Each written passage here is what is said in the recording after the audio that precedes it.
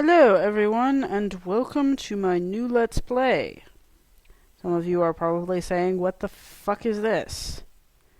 Um, so, if you look down, this is the cover of a fictitious magazine called Ultimate Adventures, which is the conceit for the manual for the Savage Empire, which is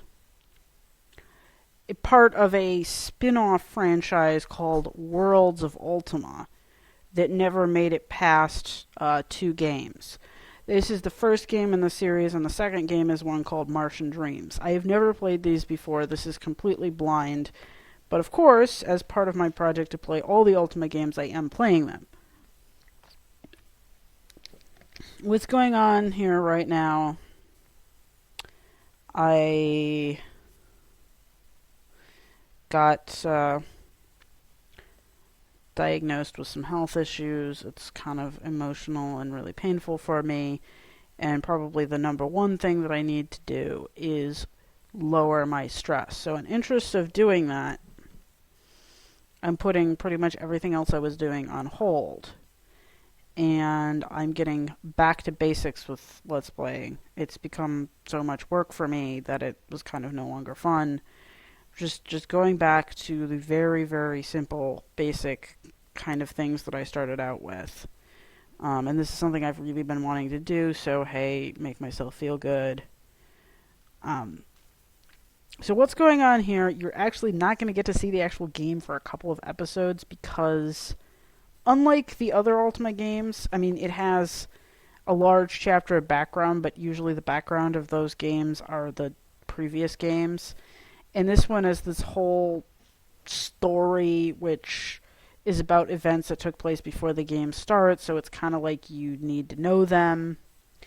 And it's going to take me, like, multiple episodes to read everything. Just so you know, going into this, I already know that there are some major issues with this game. Yeah, we're going to get into those. They will become evident very soon as we read this. So please just bear with me in terms of getting through this extremely long story. We will be starting actual gameplay probably in episode 3. If you really want to jump right to the game when that's posted, do so and then come back and watch the story at your leisure. But for people who want the background first, that's why I'm posting this first. So without any further ado, let us dive into the magazine, Ultimate Adventures.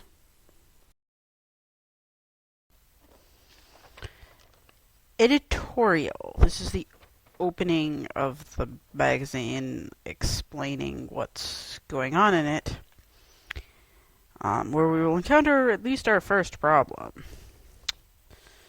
Welcome to our special Lost and Found issues of Ultimate Adventures. No, we haven't gotten into the business of returning misplaced luggage to distraught owners. We're far more ambitious than that. These people already sound like jackasses. Our Lost and Found are expeditions and entire cultures, once lost, now found again. Funny how that works. Leading off the issue is Chapter 1 of a new true-life adventure, Valley of the Thunder Lizards, a story of action, danger, and mysticism. I've already read this, and I did not find any mysticism in it. You can see for yourself.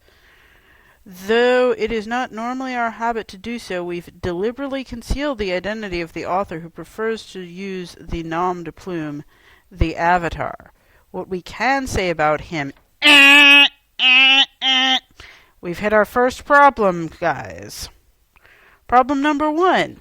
In this game, way back years and years before Ultima 9 or Ultima 8 or whatever, again, Ultima 8, the gender issues don't really matter, way back before Ultima 9 did it, this game has the Avatar being required to be male. Already a big problem here, people.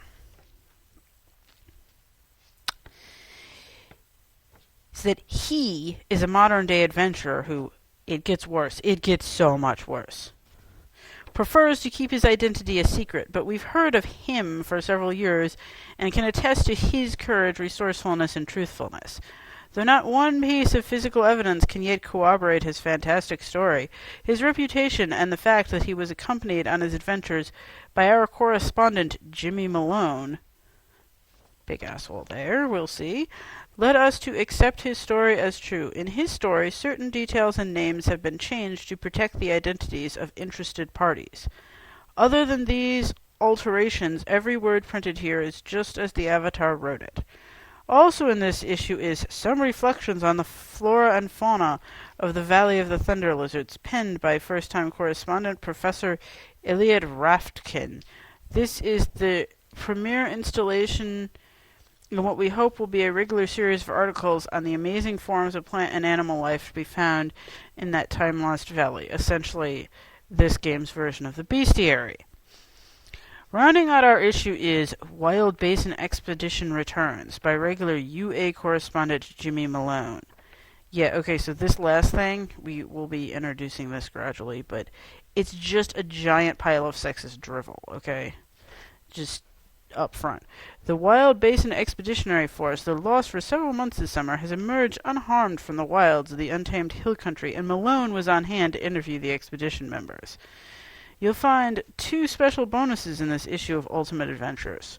First, there's an artist's interpretation of the Valley of Aeodon, drawn from descriptions which accompany the issue's articles on the valley. Second is a concession to the growing portion of our readership which is computer literate. We're providing Valley of the Thunder Lizards in disc form, i.e. the game. This isn't just the text chapter found in the pages of the issue, it also includes amazing previews of what you can expect to see in future installments. A reference card, gotta have those, accompanying the discs will let you know how to utilize them. We hope you enjoy this issue's special features. And always remember, even in our rapidly shrinking world, there is adventure to be had, and Ultimate Adventures will be there to cover it. This one just gets a little too meta, yeah.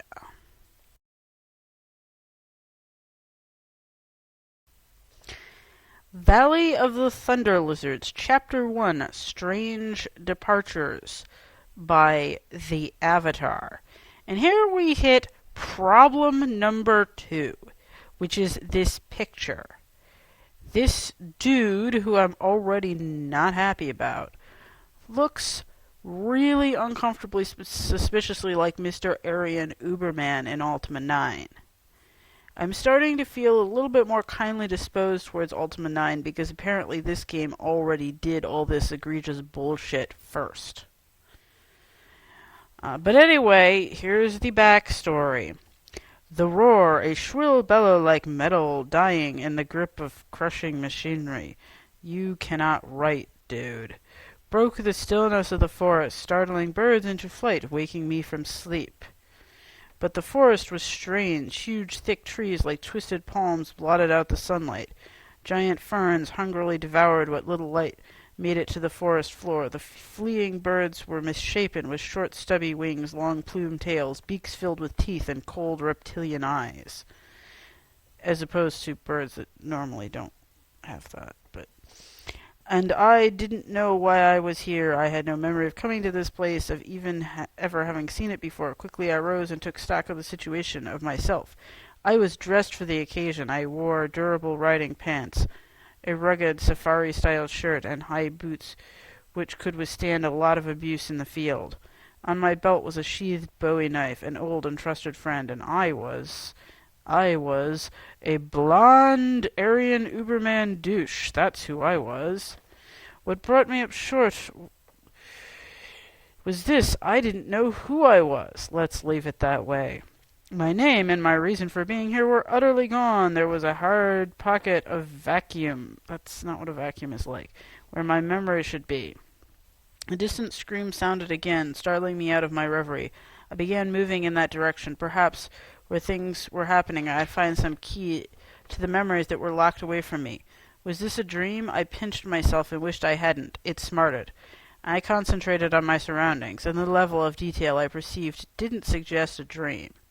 No, you never think it's a... Well, I don't know. I've never succeeded at lucid dreaming, but... Usually when you're in a dream, even when I've tried to, like, test and see if it's a dream, like, when you're in a dream, it tells you that you're getting all the detail you need. At least that's what happens to me. I saw hundreds of light slivers penetrating the green canopy above. I felt the oppressive, humid weight of the air. I smelled the myriad odors of a living jungle. If this was a dream, it was dangerously real. Ahead, the jungle opened into a clearing. Branches and fronds above lengthened to block out the sun, except for one dazzling shaft of golden light which struck down at the center of the glade. I moved forward, taking advantage of available cover, trying to spot whatever thing had made that terrible cry. As I reached the edge of the glade, I spotted movement, a silhouette, a lithe form moving gracefully through the clearing, carrying a spear at the ready. The figure brushed past the shaft of light and was illuminated. It was a young woman. We are coming up on problem number 3. Just wait. She was part of this place, no outsider like myself. Her abbreviated garments were cut from leopard-spotted furs. The head on her spear was stone. The coppery tone of her skin suggested the aboriginal tribes of the Americas. I'm not sure if that's correct, whatever. And her features. She didn't have the pouty, perfect features preferred by modeling agencies. But oh, she was beautiful. Okay, we've hit problem number 3 smack on already. Her brown eyes were alert, and there was intelligence and concentration in them. Her lips, slightly parted, carried no expression, but looked as though they were made to curl into a heart-rending, happy smile. Her dark hair was a wild, tumble mass, a look natural and effortless for her, and which 1,000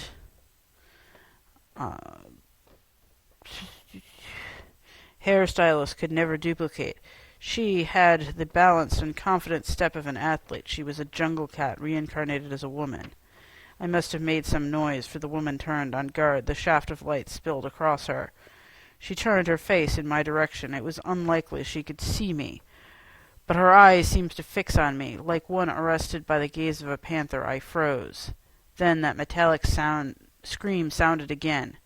From just the other side of the glade, the woman ripped around to face it, and both she and I saw the source of the scream. It lumbered out of the gloom, a silhouette as tall as a 2-story house, a giant reptile moving on 2 massive legs. It was all in darkness except for its teeth. How does that work?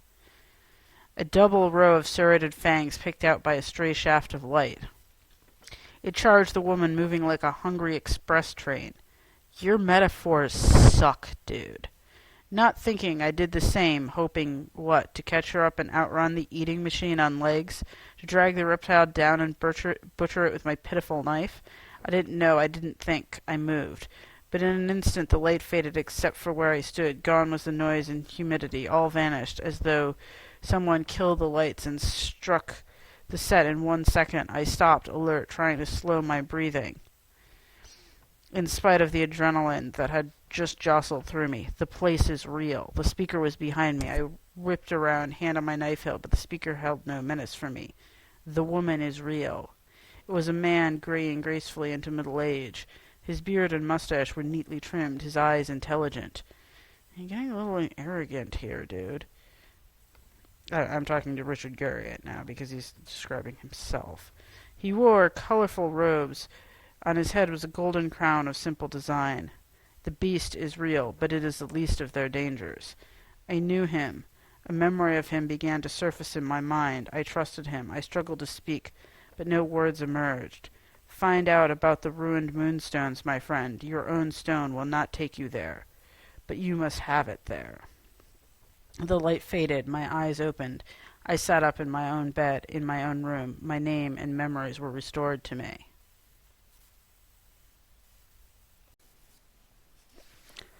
It had all been a dream, but as my memories came back to me, so did the truth. For the last several nights I'd had that same dream, varying in no detail, except that this was the first time he had appeared in the dream. It was Lord British who had spoken to me at the dream's end. Lord British, there's little room here to talk about him.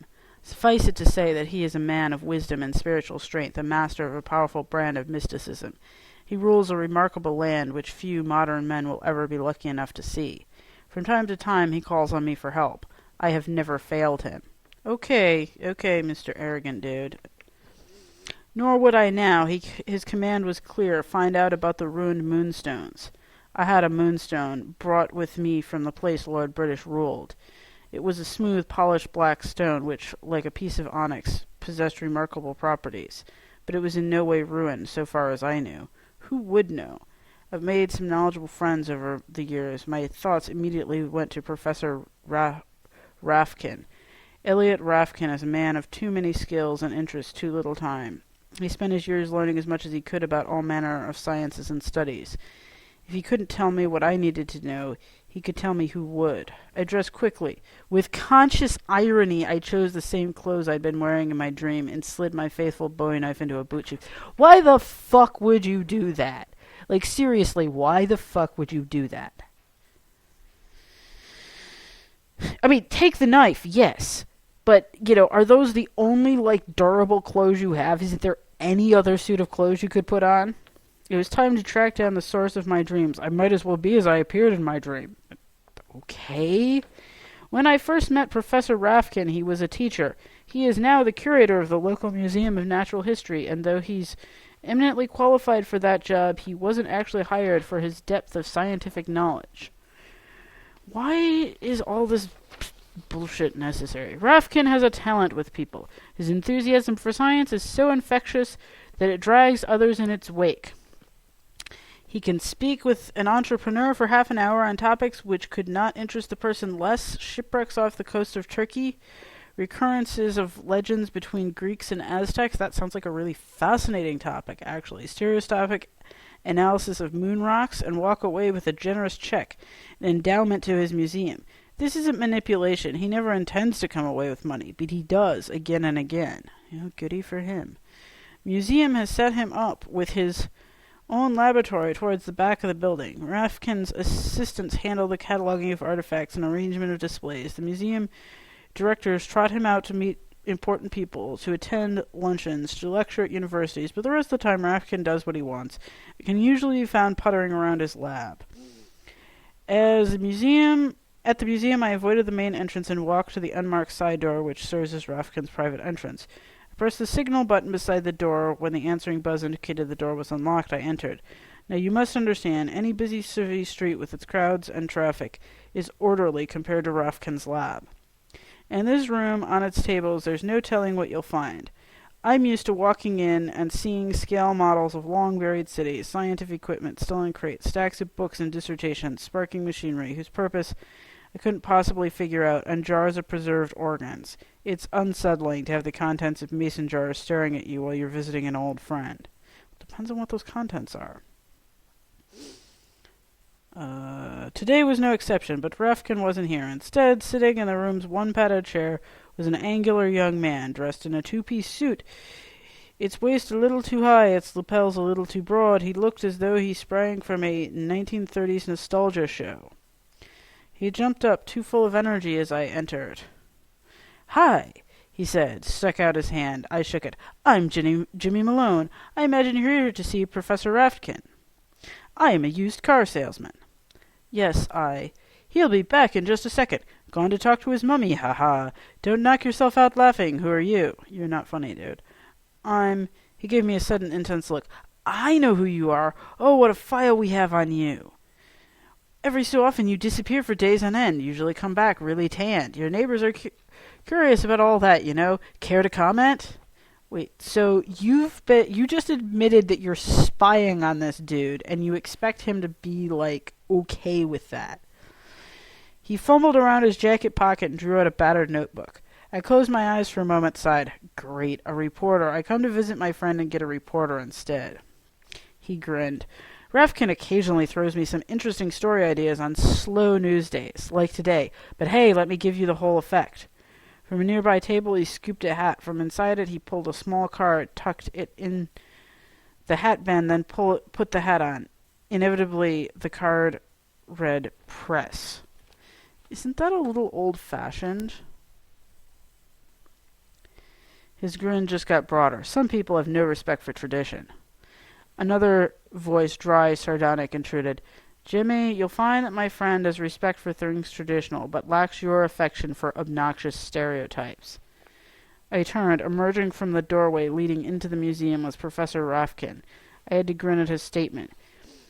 With his wire-framed glasses and mutton-chop sideburns, he looked like another stereotype, the irrepressible Victorian-era scientist, fabled in books and film. Fortunately, unlike Malone, he did prefer contemporary dress. Why does that matter? The only problem with Malone is that he's an obnoxious prick. Rafkin turned to me.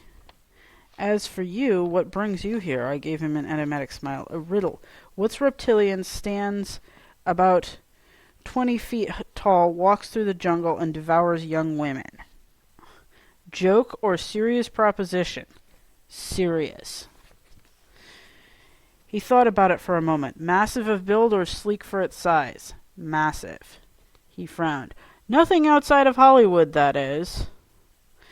Matches your description. Remove the woman from your equation, and you're probably speaking of the Tyrannosaurus rex, a Cretaceous era dinosaur. In certain pitiable movies, of course, you can find dinosaurs running amok, gobbling up cavemen, including young women. In reality, they did miss each other by some 65 million years. He gave me an admonishing look. As well you know. I need to speak to you. Privately. Rafkin glanced at Malone, who rolled his eyes towards heaven. My boy, Rafkin said, I do need a moment alone with my old friend. If you'd just go and look at our mummy collection for a few minutes, I'll tell you about how certain viruses can survive for thousands of years, remaining dormant in a mummy's bandages, becoming active when the tomb is open, and contributing to all sorts of legends about a deadly mummy curse. Malone shot me a dirty look. If I must. You must, Rafkin answered sweetly. When Malone had gone, I gave Rafkin the whole story, the dream, the woman, the dinosaur, Lord British, the moonstone. I didn't tell him all the truth about Lord British, but I'm publishing it in this magazine, or I'm alluding to it. Certainly I withheld the extraordinary means by which I traveled to Lord British's distant realm. But I reported everything else in detail. At the end of the story I showed him my moonstone. Rafkin listened attentively through the tale, his expression contemplative. When he took his moonstone from my hand, examined its lustrous surface, weighed it in his hand finally, he said, You know, I was wondering if you'd recently taken an exceptionally hard knock on your head. But that's an unlikely coincidence in this moonstone business. Let me show you. He handed me back my own stone, then went to one of the many shelves in the laboratory. He returned with a cardboard box. The box was filled with crumpled newspaper. The printing appeared to be in German. Rafkin plunged his hand in the box and groped around. This was sent to me, he continued, by a former student of mine. He worked until just recently for a German archaeologist named Spector. From the box he pulled a black stone and handed it to me. In many ways it resembled my moonstone. It was the same size and weight, but was significantly different. Where my stone was smooth and polished, his was cracked and faceted. It looked as though it had resembled mine at some time in the past, then had been subjected to great heat. While my stone was like polished onyx, his was like charred obsidian. Lustrous in places, only a few flat spots, but elsewhere jagged. I felt that this was not just a moonstone in unpolished form. It was a moonstone which had been somehow altered. Rafkin continued, My ex-student says that Spector got this and others from a dig in Central America. Spector was examining the stones with his other assistants one night. The next morning my student reported for work and found both of them gone, the room stripped clear of furniture. Quite a mystery. My student had one story. He sent it here in the hopes I could shed some light on the mystery. I haven't made the time to do so before now. Would you? I'd appreciate it. I get the distinct impression that I'll continue having this dream until something is resolved. My dreams pointed me at the moonstone, and the moonstone has pointed me towards you. Not necessarily. You're just like, oh, this guy is smart. I'll go talk to him. He smiled. I'll see if I can justify your faith. Let me fiddle with this stone. Make yourself at home. With Professor Rifkin, make yourself at home means I'm going to ignore you for a few hours while I look into this. So I pocketed my own moonstone, settled into the professor's sole comfortable chair, and relaxed. For about 2 minutes. Then Jimmy Malone returned. So, let's talk about those disappearances of yours. What's your story? You CIA? Helped US-backed rebels somewhere? This is when you punch the guy. By the way, since I know, these characters are obviously being introduced early because they're going to be important somehow. I'm assuming they're potential party members. As soon as I get the option, we're never fucking having Jimmy Malone at our party. Tell you what, Jimmy, you write whatever you like, put it in print, and I'll see you in court. Okay, no, that's fair. That's almost as good as punching the dude. That's good. That way you and my lawyers get to do all the work and I can sleep. He grinned like a shark invited to a feeding frenzy. Oh, this is going to be fun. You've got all my instincts, my journalistic instincts jumping. What say we... Yeah, and then probably should have punched him, but he was cut off by Rafkin. What the devil? I stood to look, and Malone, doubtless feeling the sting of his journalistic instincts, hastily plucked a pocket camera from his jacket and checked to make sure it was loaded.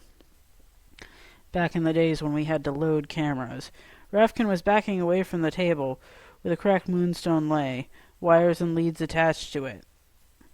The whole mess surrounded by a bright, translucent glow of energy. What did you do? I demanded. Rafkin shook his head, baffled, his gaze fixed on the table. I was checking the material's heat and electrical conductivity. The first reading was all bollocksed up. You put a certain amount of electrical energy into that stone, and more comes out. Or so my gauge says. Then that glow sprang up. As he spoke, the glow around the stone swelled out like a bright balloon of energy across the equipment of the table. Before I could intervene, Rafkin tentatively stretched out his hand to touch the field.